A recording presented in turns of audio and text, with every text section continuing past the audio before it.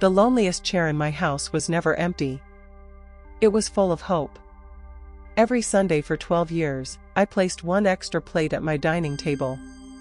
I polished the fork, folded the napkin, and warmed an extra bowl of soup. No one ever sat there. I was 87 when my neighbor looked at that untouched place setting and quietly asked, "What if she's waiting for you instead?" That single question shattered the story I had been telling myself for more than a decade. If you stay with me, I'll tell you why I spent 12 years believing my daughter had abandoned me, and how I learned that silence can grow on both sides of a closed door. My daughter, Claire, was born during the coldest January our town had seen in 20 years. She was stubborn from the beginning. At 4, she insisted on tying her own shoes. At 12, she rode her bicycle through pouring rain because she wanted to prove she wasn't afraid. At 26, she married a man I didn't approve of. His name was Thomas. He was kind, patient, soft-spoken. I mistook quietness for weakness. "You could do better," I told her. Those 4 words became the first crack in our relationship. Claire didn't argue. She simply stopped asking for my opinion. They bought a small farmhouse 40 minutes away. Every visit felt strained. If the curtains were blue, I suggested cream. If dinner was simple, I mentioned recipes my mother used to make. If they talked about traveling, I reminded them they should be saving money. I believed I was helping. Looking back, I was correcting a life that wasn't mine to manage. Then Thomas lost his job. Money became tight. Claire asked if they could borrow a small amount to keep up with the mortgage. I could have helped. Instead, I said, "You should have planned better." I watched disappointment cross her face. She thanked me politely. Then they left. That was the last normal conversation we ever had. Months later she called. I didn't answer because I was angry she hadn't visited. She left a voicemail. "Mom, I just wanted to hear your voice." I listened to it. I never called back. I told myself, if it mattered enough, she'll call again. She didn't. Years began stacking on top of one another. Birthdays passed. Christmas cards stopped arriving. Neighbors asked about Claire. I smiled and said, "She's busy." The truth was simpler. We were both waiting. Every Sunday I cooked enough for 2. Roast chicken, mashed potatoes, apple pie. I placed one extra plate on the table because I wanted to believe at any minute she'd knock on the door. She never did.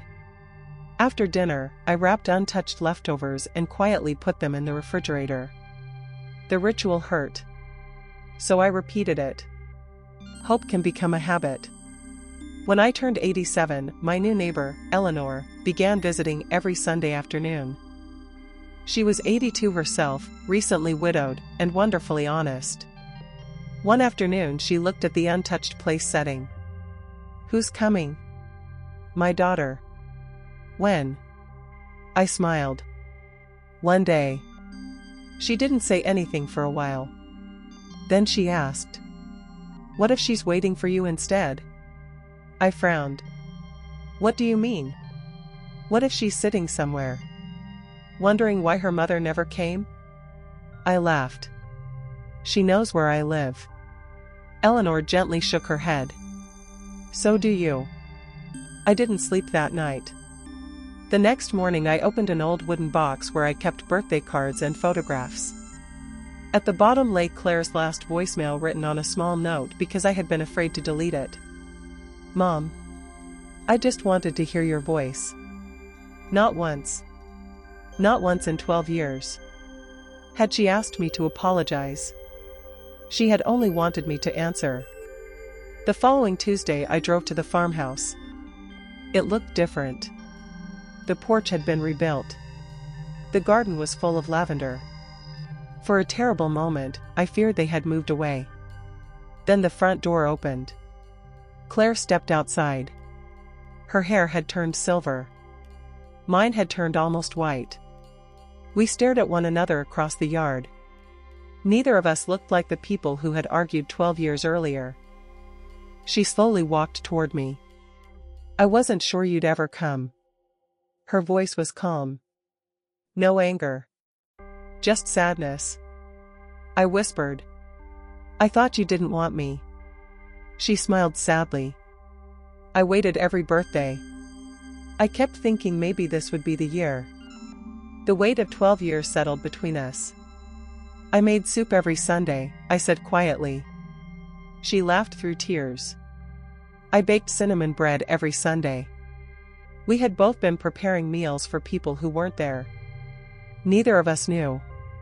She took my hand. "Come inside." The farmhouse smelled of fresh bread and coffee. Family photographs covered the walls. There were pictures of grandchildren I had never held.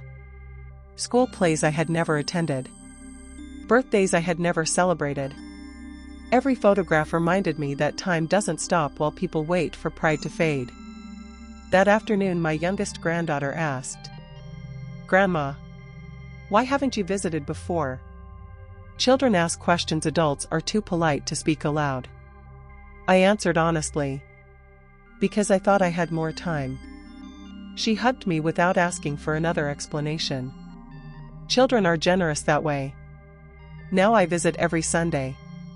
Not because I expect forgiveness to erase the past. It never does. But every new Sunday gives us one more memory that isn't shaped by silence. The extra plate still sits on my dining table.